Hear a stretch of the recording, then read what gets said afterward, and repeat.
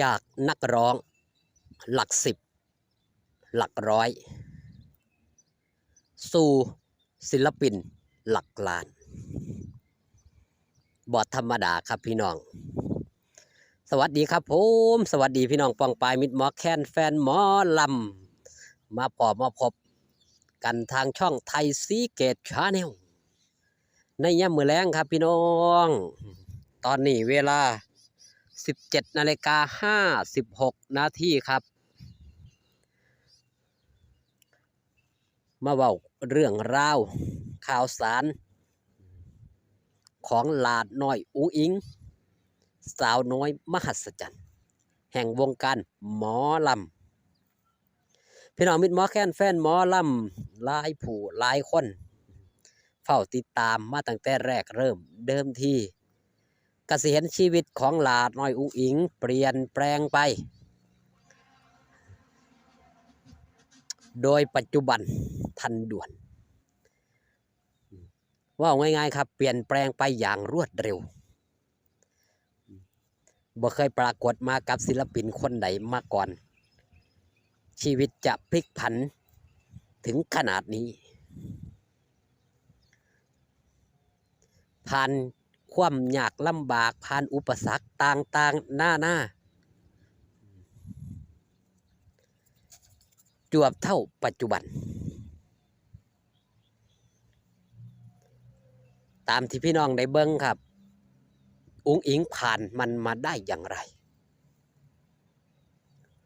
มิตรหมอแคนแฟนหมอลำก็ว่าผ่านมาอย่างรวดเร็วแม่นบ่ครับบางคนก็ว่าโอ้ใส่เวลาโดนแสนโดนแต่สำหรับหลาน้อยอุ๋งอิงเองถือว่าใช้เวลาเนิ่นนานกับการต่อสู้ชีวิตในช่วงที่ลำบากยากแค้นเนาะหาเงินหลักสิบหาเงินหลักร้อยร้องเพลงตามรถแห่ร้องเพลงตามตลาดนัดจวบจน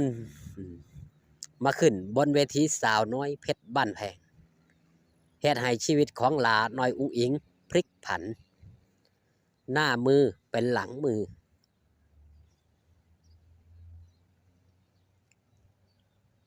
สิ่งที่สำคัญครับหลาน้อยอุ๋งอิงผ่านจุดตรงนี้มาได้จุดที่ลำบากจุดที่แรงแค้นจุดที่โดนดูถูกดูหมิ่นดูแคลนทั้งหมดทั้งมวลครับหลาน้อยอุ๋งอิงต่อสู้ผู้เดียวโดยลำพังบ่ได้ทั้งนี้ทั้งนั้นต้องยกคุณงามความดีให้กับทั้งพ่อทั้งแม่เนาะได้อบรมสั่งสอนหลาน้อยอุ๋งอิงมาเป็นอย่างดีสอนหลาน้อยอุ๋งอิงแล้วก็ยกคุณงามความดีให้หลาน้อยอุ๋งอิงนำที่ประพฤติปฏิบัติตามหลักคำสอน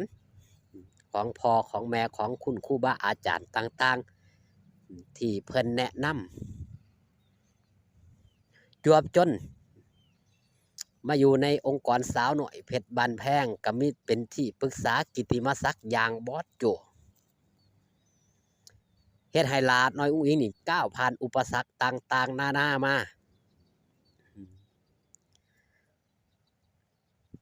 จน2 ปีกว่า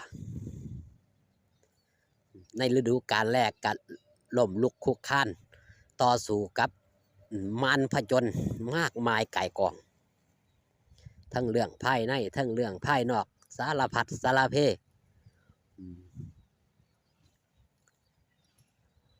ผมว่าถ้าเป็นคนบางคนถอดใจครับแต่หลาน้อยอุ๋งอิงเป็นคนที่มีจิตใจเข้มแข็งมีจิตใจที่มุ่งมั่นเป็นคนที่มีจิตใจมุมานะอดล้นทนสู้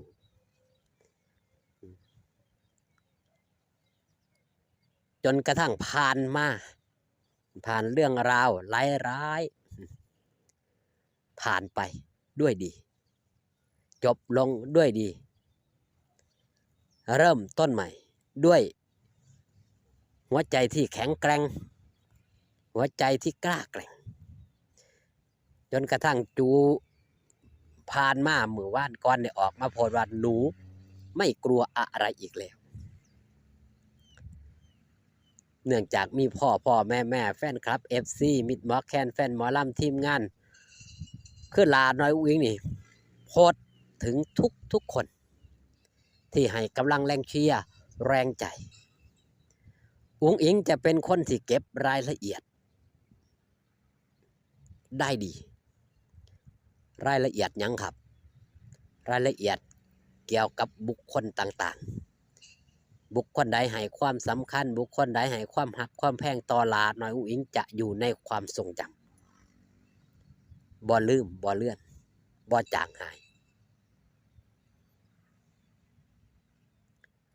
ถ้าเสียในว่าลาน้อยอุ้งอิง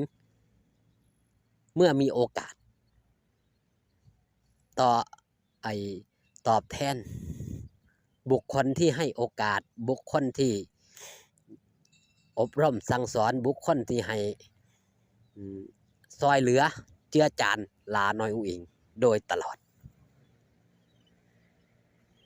ทีมงานผู้อยู่เบื้องหลังอาทิเช่นอาจารย์นักดนตรีแม่นบ่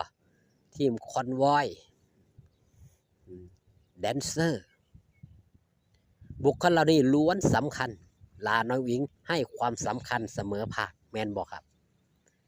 เห็นบ่ถ้าบ่มีเวทีสวยๆบ่มีทีมคอนวอยกับบ่มีเวทีให้ยืนแสดงบ่มีทีมแดนเซอร์โชว์ของลาน้อยอุ้งอิงกับบ่สวยบ่งามถ้าบ่มีครูผู้ประสิทธิ์ประสาทผู้จัดบล็อกกิ้งอย่างครูเออีกหลายๆผู้หลายๆคนผู้อยู่เบื้องหลัง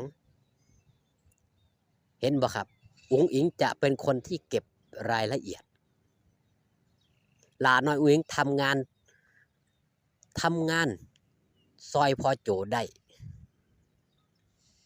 หลายอย่างลาน้อยอุ้งอิงย่างไปย่างมาบ่แม่นว่าสิบ่ได้สังเกตสังกาได้นึงครับลาน้อยอุ้งอิงเป็นคนช่างสังเกตอันใดที่มันขาดตกบกพร่องอันใดที่มันควรแก้ไขลาน้อยอุ้งจะมาเว้ามาจาให้พอฟังพ่อโจก็ให้การยอมรับในคำเว้าคำจาของลาน้อยอุ้งอิงโดยบ่ขัดบ่ขืนแต่อย่างใด